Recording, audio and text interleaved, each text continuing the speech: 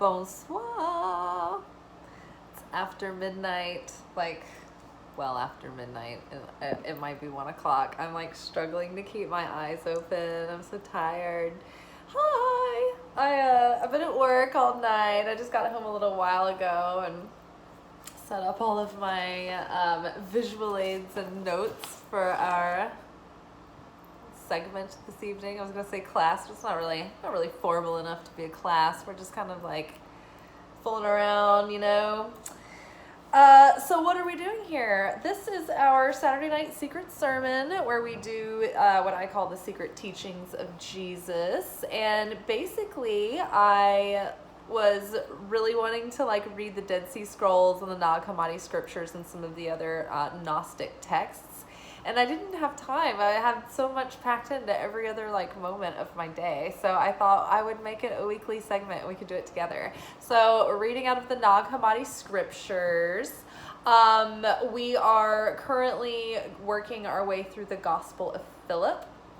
And also I like to note that it is very beneficial to study holy texts after midnight, particularly during Shabbat, which is between Friday at sundown and Saturday at sundown. So we're not technically in Shabbat, but I like to think of the whole weekend as holy because we've got Shabbat Friday and Saturday, and then the Sabbath is on Sunday, and I'm like really enthusiastic about both.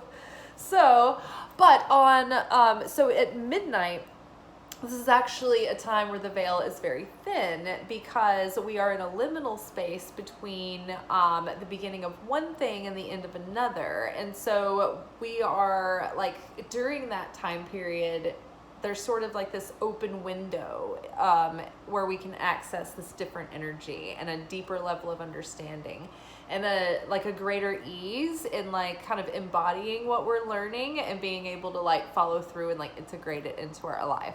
Right. And so this is things that these are things that the Kabbalists have talked about for centuries and centuries and centuries.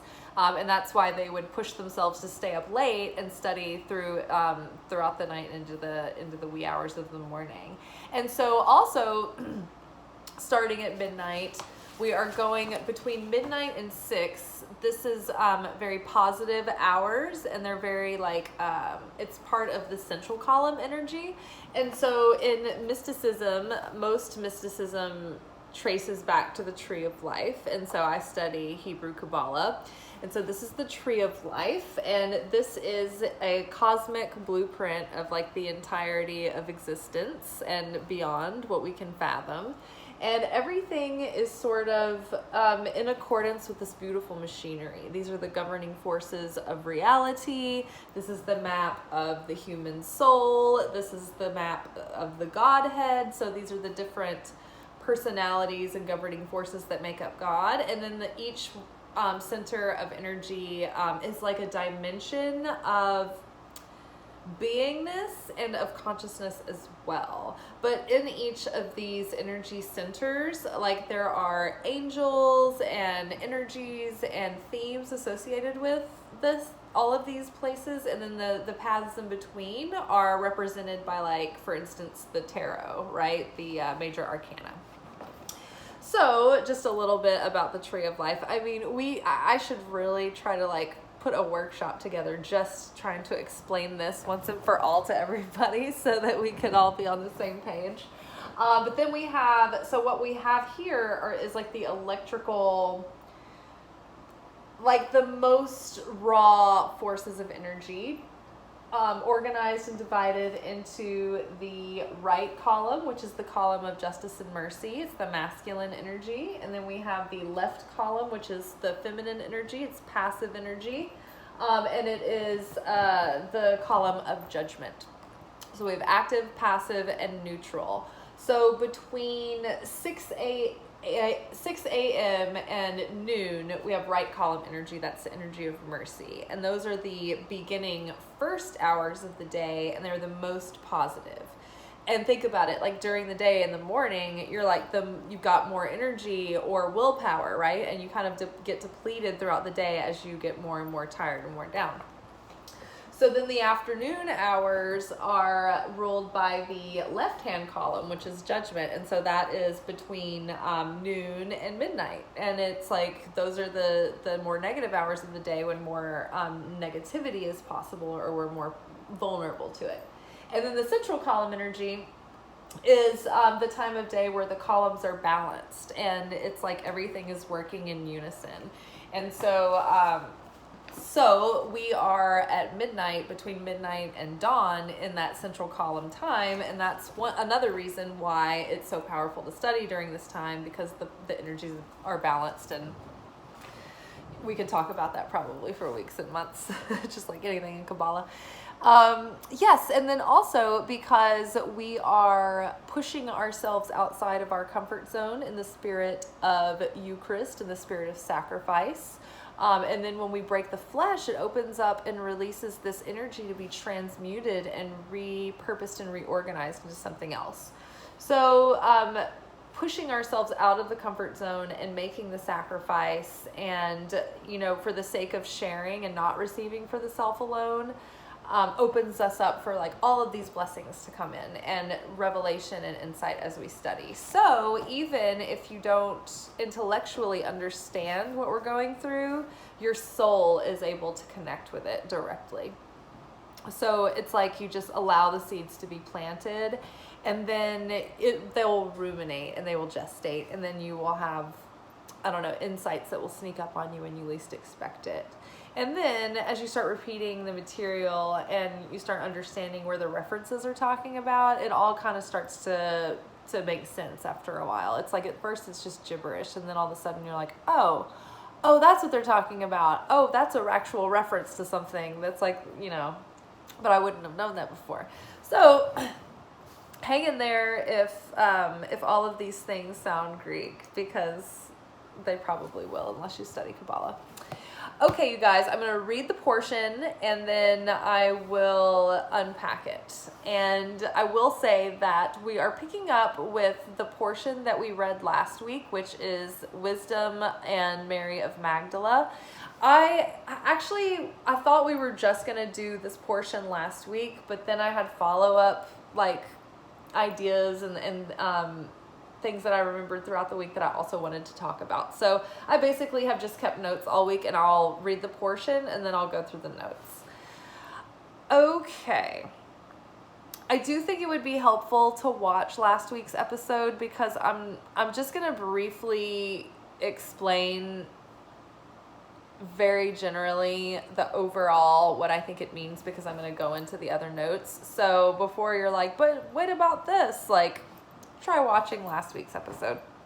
And I did make a Secret Teachings of Jesus playlist on the channel page, so I make it easier for you to go find them if you want to. And while we're at it, subscribe to my channel and like the video. The more that people like and comment, it's like it really does like spread my reach like crazy. It makes such a difference. So you can actually do something to make a difference in the world just by watching a video and like touching the screen that you're probably already touching, or clicking a button.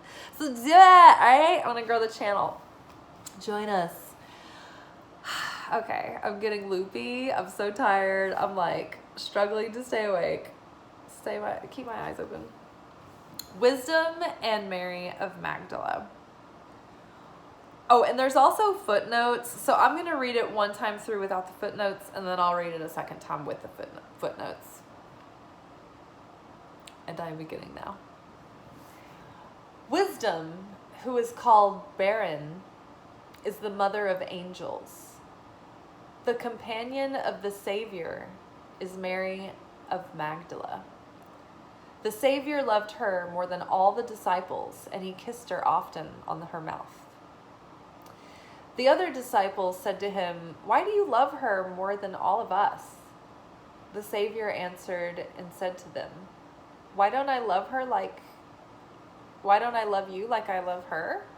Or no, it says, why don't I love you like her? If a blind person and one who can see are both in darkness, they are the same. When the light comes, one who can see will see the light. The blind person will remain in darkness. And basically Jesus is telling his disciples, look, Mary is my equal and we've grown together, and she has awakened and has opened her eyes and is no longer blind to the reality, and she's seen through the illusion, but you guys have not grown to the same level that we have.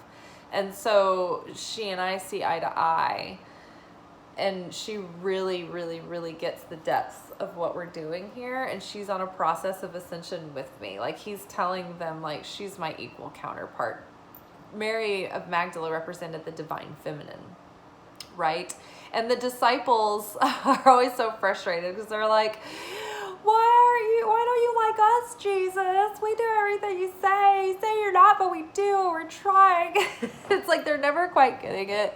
They're never doing anything right. And they're kind of missing the point all the time. They're really hung up on like the literal physical like thing, you know, truths of life. And they're always mad at Mary Magdalene because she's always kind of concerned with like the mystical elements and like the what's going on with the process of the soul correction and the healing and the evolution and the transcendence and correcting, you know, like aligning with the spirit and like self-emptying, you know, and healing the ego. And like they're all like, why, like, you're just a woman. You're a whore. You're like, why does the Savior love you more? Why does he always tell you everything and not us? And it's because like they kept thinking that like Jesus was gonna like throw a coup and like take over the government, and like he's like, no, we're like starting a revolution of the heart and of the mind and of the spirit, and it's gonna go on for thousands of years, right? And the only way for me to like really succeed, like he knew he was gonna get like executed and, you know, crucified. That was the whole point the whole time. He knew he was coming here to be like a sacrifice, a magical, miraculous, divine sacrifice on behalf of mankind, to open up a portal, right, in these dimensions of reality, to allow us to connect to this consciousness that would allow us to transcend, right?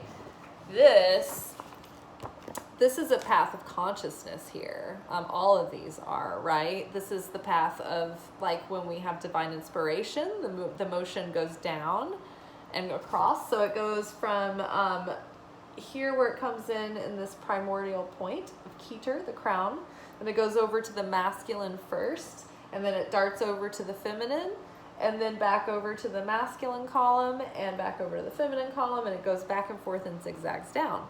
Well, in the central column, there is a governing force here, this Sphirot called Tiferet. And Tiferet is the Sphirot of the Messiah energy, the Christ center, the Christ consciousness, right? That's why, like, and this is also would be the heart on the body. This is like the middle, the heart chakra here. So that's why, you know, Jesus lives in the heart. But the heart is also a portal, right? It's a bridge. It connects us between the physical and like the divine. That's that space where we go deep in, and the deeper we go, the further out we get. Like we go into this deep expanse, right? So, off on a tangent there, but I think that sets us up a little bit for what we're going to be contemplating here. Okay, so Mary can see, she understands Christ's teachings, and the other disciples, they don't really, okay?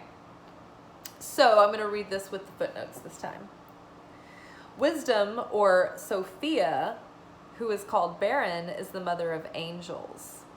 The companion of the Savior is Mary of Magdala.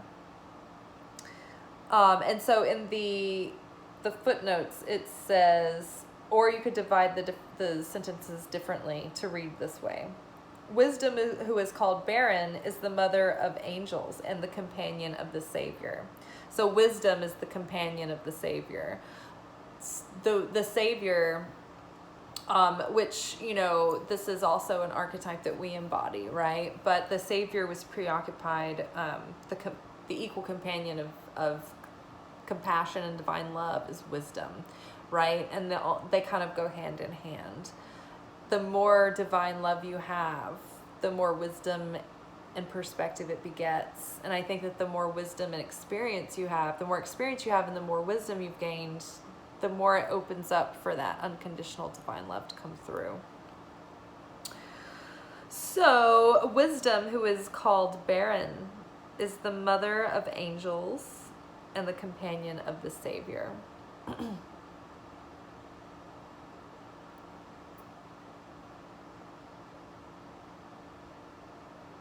And then it says, the Savior loved Mary Magdala, as like a separate thought. The Savior loved her more than all the disciples, and he kisses her often on her mouth. The other disciples said to him, why do you love her more than all of us? And the Savior answered and said to them, why don't I love you like her? If a blind person and one who can see are both in darkness, they are the same. When the light comes, one who can see will see the light, and the blind person will stay in darkness. Okay, so last week we talked a lot about the divine union, or the sacred union of the divine masculine and the divine feminine in this discussion.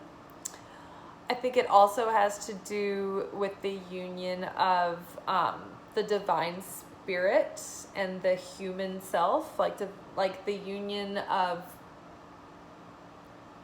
free will with the spirit, with the highest self, trying to live and use your free will and choose in accordance and live in the accordance of like what the higher self would do, right? Like you're completely, fully realized, fully awakened self. Okay, so now I'm going to sift through my notes, and let's just hope for the best, because they are a little scattered, and then I'm also a little tired, and this is all very heavy information. Okay, so wisdom and Mary of Magdala. So wisdom is also known as Sophia, and Sophia is another representation of the divine feminine. She's a feminine goddess, a Hebrew goddess. And so wisdom is here on the tree of life. So first, all this raw potential, this divine light, all the light, the fullness of the whole light comes in here through a primordial point. And then it is completely uncontained, completely unfiltered, completely like crazy dynamism, and goes into, or the energy is spilled over into this. These also work as like generators, but also filtration systems for the energy, because as they move through, it kind of like tones the energy down so that we can like receive it without being completely burnt out, right? So first it's all like, wow, I'm crazy, and in the supernal masculine form. And it's only when this energy moves into the feminine that this is the feminine is the first time that there's a vessel for receiving. So that was the first time that sharing was possible, right? Before there was the divine masculine and the feminine, there was no sharing. It was just the light contained within itself alone. Right? So now we have 1 became 2 and 2 became 3, and 2 and 3 can share with one another, right? So this divine feminine force here, which is also representative of Sophia, wisdom, divine wisdom, is called Binah. That's what this energy force is called. And this is the very first vessel. This is the first time that the light can share itself with something else. In order for sharing to occur, the light needs a vessel. There is giving in the receiving and receiving in the giving. An open channel goes both ways.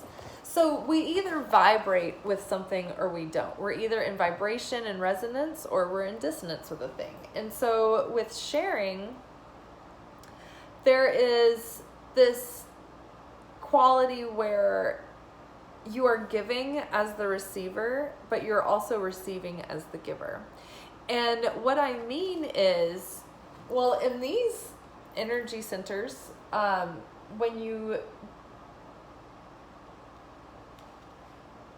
they all give one another and receive. So up here is the first primordial point where like the most abstract point of God is, where he's not, or God is not masculine or feminine energy. It's just all one thing, right? So then there's this masculine energy. It's the purest form of like active force. Then there is the purest form of passive force that holds and contains and gives shape to the active force, right?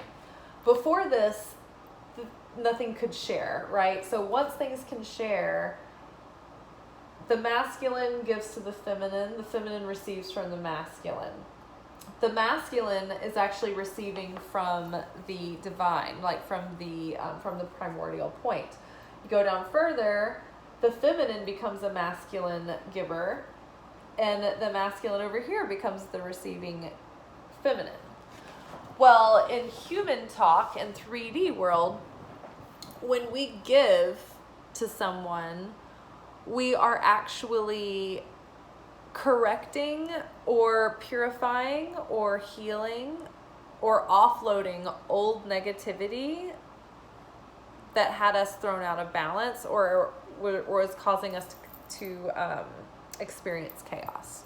So we will receive by giving, maybe not from that person, but there will be a blessing attached to that when we open ourselves up as a vessel for sharing, because that's what the light wants. That's our sole purpose, is to heal, is to, connect more with our truest, most authentic soul and spirit self, and heal, the ego self that we need to self-empty, of that.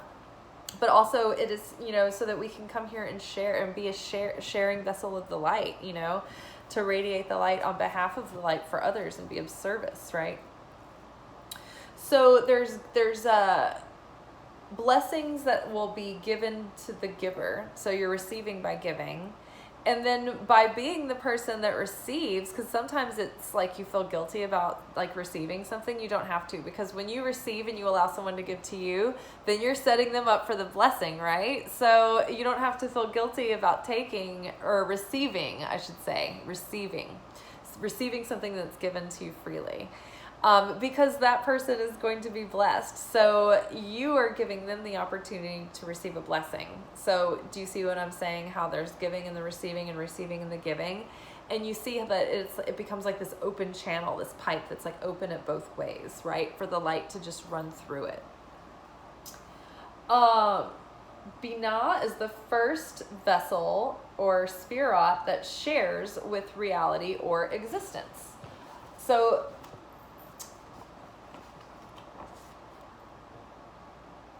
from here down, these are levels of consciousness that human beings can like kind of interact with and interplay. But before this is so abstract that like we can't really connect or perceive it almost until like certain windows of time allow us to connect to the light coming through Binah, which is like, for instance, Rosh Hashanah, like high holy holidays are like windows in time where like this is open, and it's like open in such a way where we can connect with this light without burning out or without causing chaos. So this is the first vessel that gets to share with all of existence, right? Before that, it was just all contained in this unit trying to become something that could share. So Binah is the first sharing vessel with reality, and it contains the wholeness and the fullness of the entirety of the light and gives eternally and unconditionally. So here we have, in this energy field, the entirety of everything. So this is the light when everything is unified as one. Everything in existence and outside of existence is in this light, right? The light contains all. White light has all of the spectrums of color in it, right? So each time the light flows into a container or a vessel, the vessel has all of the governing forces of everything that came before it.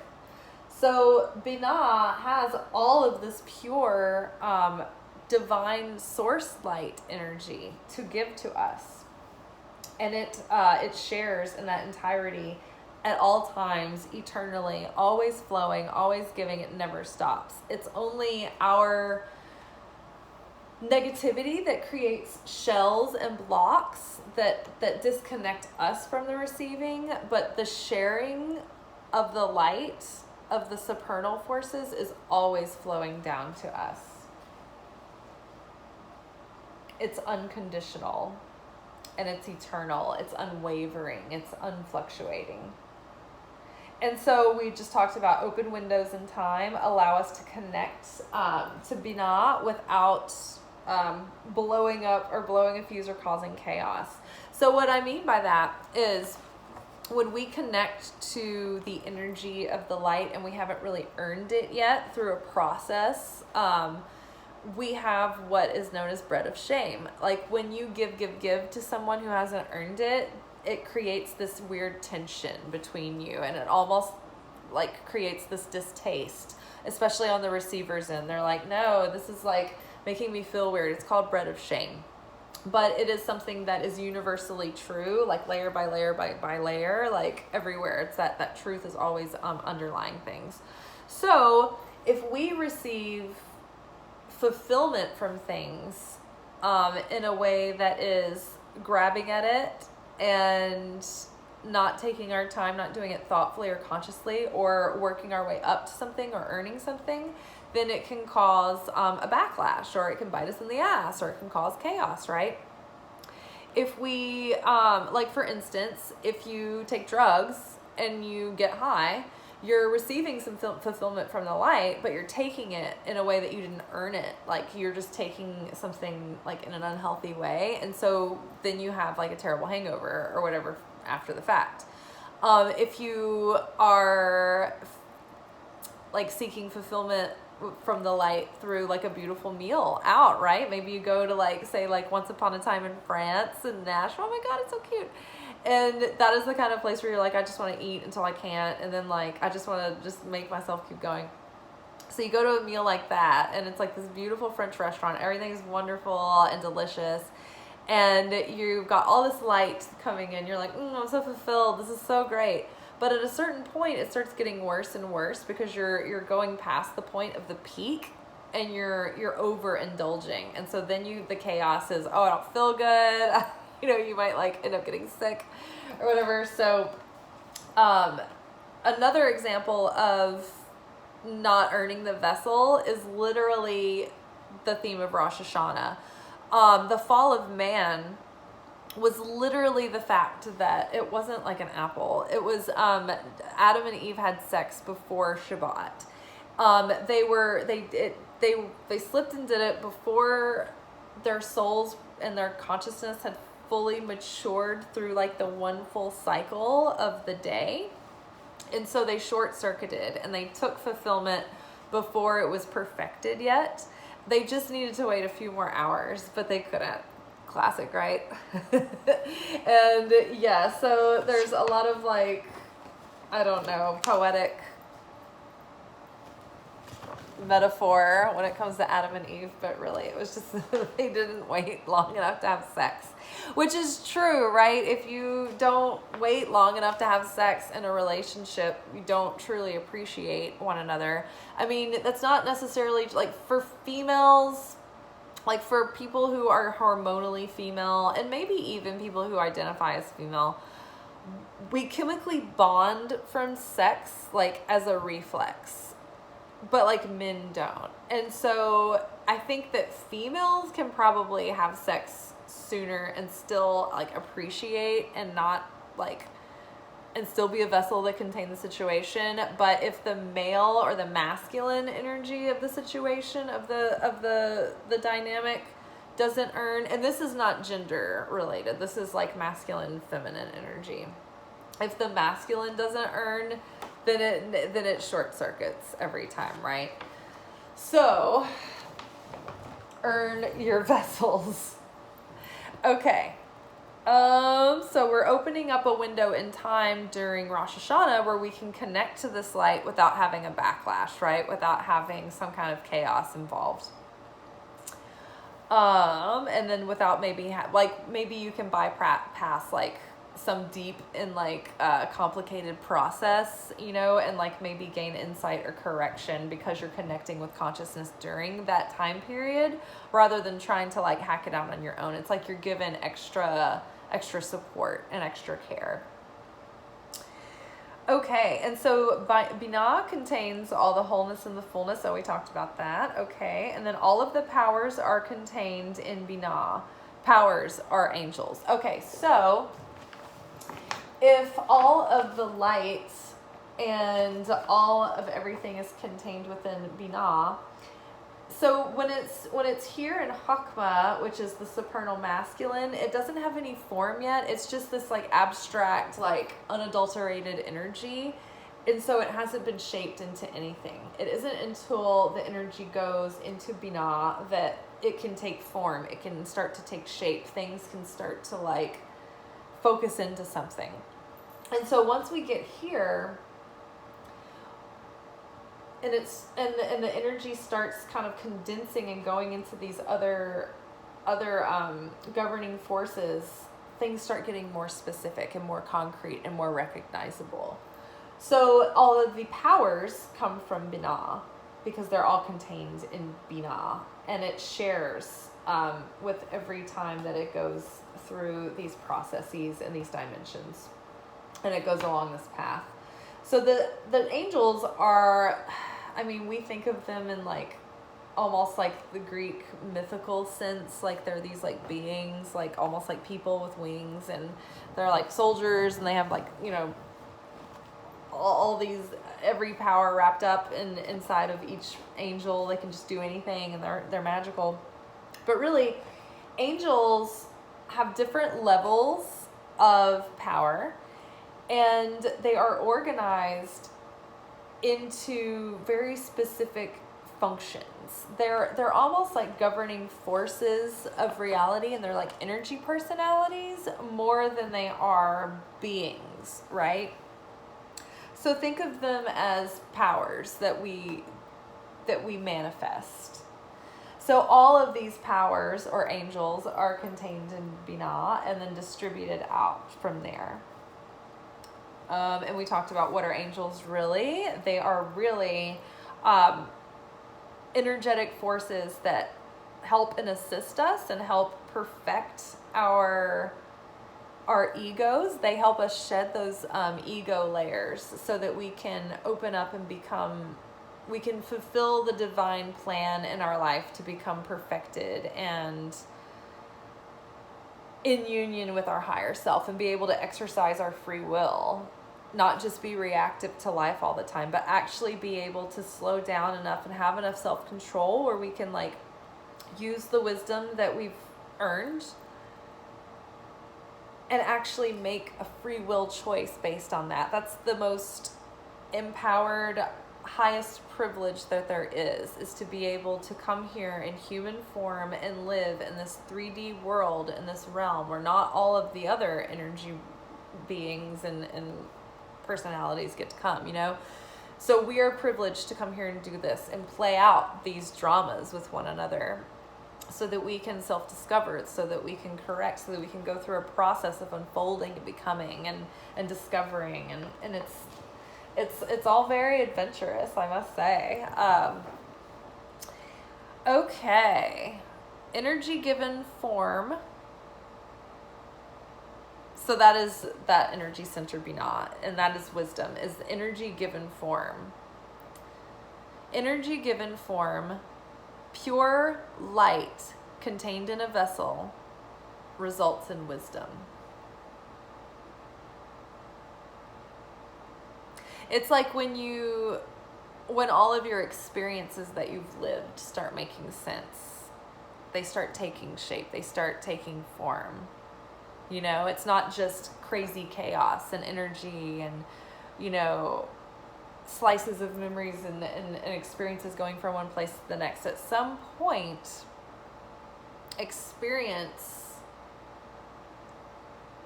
lends itself to structure and discipline, and the pieces kind of come together, and then insight comes from that.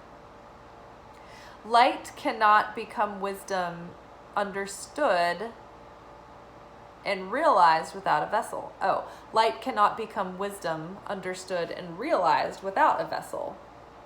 Meaning that the light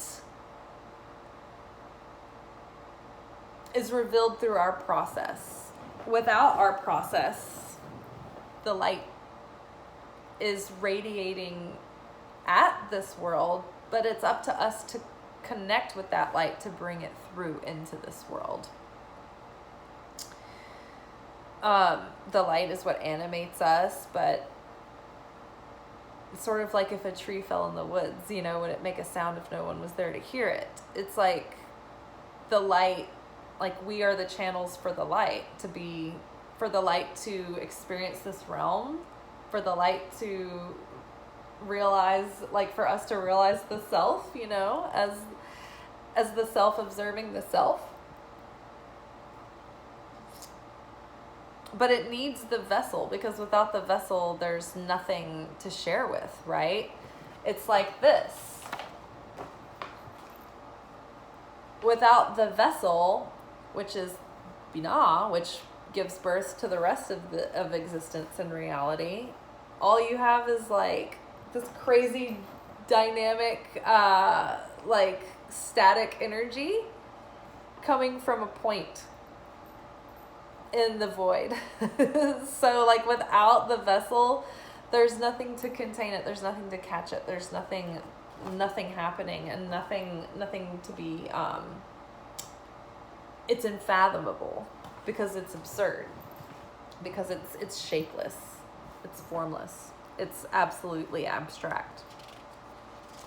Okay, Binah is the supernal feminine, the bride, the mother, the divine feminine, representing the union of light and vessel, whole, complete, completely unified, containing everything and lacking nothing.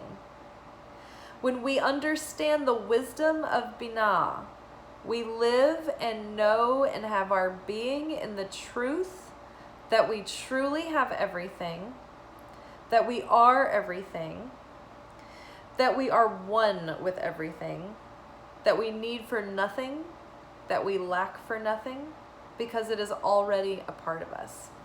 And don't forget that this isn't just a map of reality, of the reality outside of us. It's a map of the reality within us, and that's contained in our being. So it's like that verse, in him we live and move and have our being. It's like in the light we live and we move and we have our being. Like we live in the light, we are made of the light, we are the light gives us light, the light is inside of us. It's like there's no escaping it, it's everywhere. So when we understand that the whole of the source of everything that is like within us, and we can connect to that, like up here in our crown, and then there's like a portal to that we can connect through to our heart. It's unbelievable.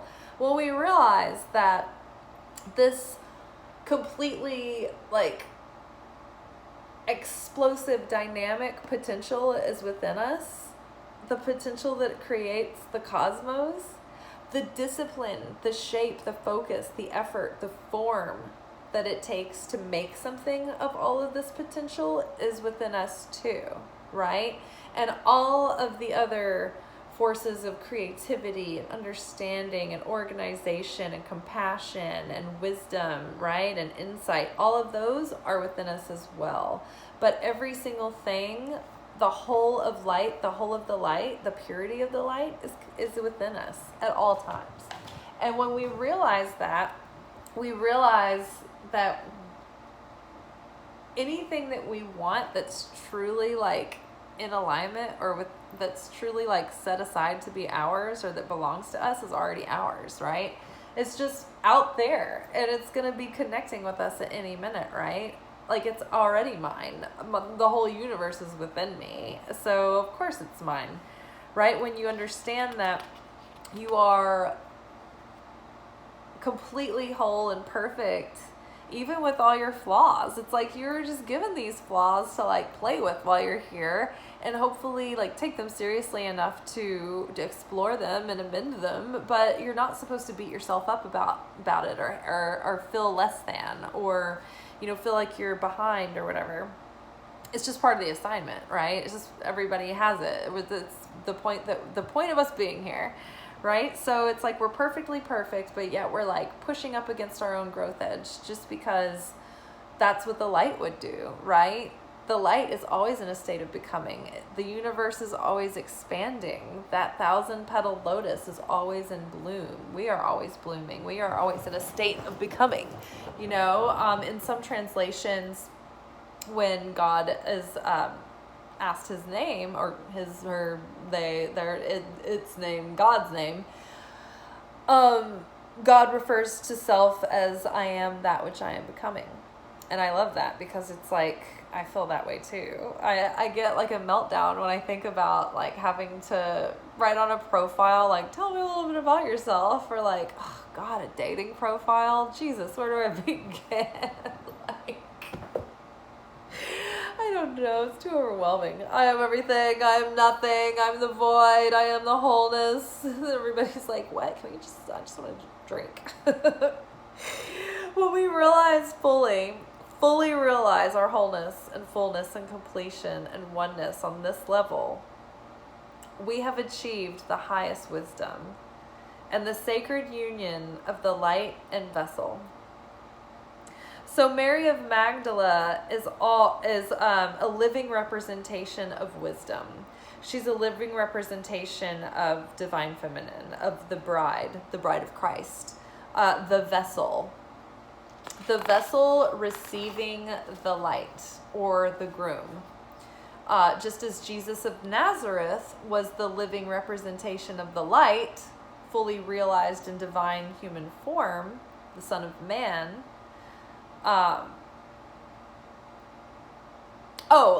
Just as Jesus was, that was, my emphasis was on the wrong sentence, for the wrong part of the sentence. So Mary is the living representation of the wisdom of the bride, of the vessel receiving the groom, or the light, just as Jesus of Nazareth was the living representation of the light fully realized in divine form, the Son of Man, fully human, fully divine, fully awakened, and fully self-realized, fully able to exercise free will. Because what we've learned over the last few weeks is that most of us are operating from a place of effect consciousness rather than cause consciousness. And until we make ourselves aware of it, or we practice enough mindfulness to catch ourselves. And I think this is going to be like a working discipline forever. It's just like constant maintenance. But it's about slowing yourself down enough so that you're not responding to life in a reactive way, right? You don't want to be a victim of circumstance. You want to be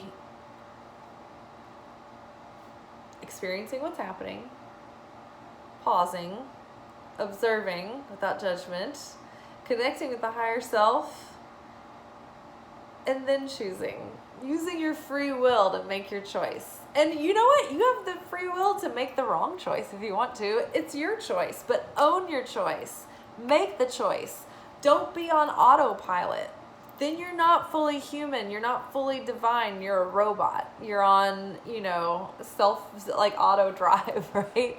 So we want to start using free will. Don't get hung up on whether or not you're making the perfect choice. That's a process too, of learning how to discern and use your wisdom. But I think one of the most important steps and the most important things that we have to start doing is start embracing and fully owning our power and owning the gift of our inheritance of free will. And instead of just going through the motions and reacting to life as it's thrown at you, be empowered enough. And it takes some confidence, it takes some backbone to slow down and not jump to make sure everything's at ease and perfectly whatever all the time. Just give yourself a minute. like it makes me think of like Cher. Like, would Cher be in a hurry to like figure it out, you know, to make sure everybody's happy? No, Cher would take her time if she wanted to. Like, Cher's not afraid to be an asshole if she needs to be. She's not a people pleaser.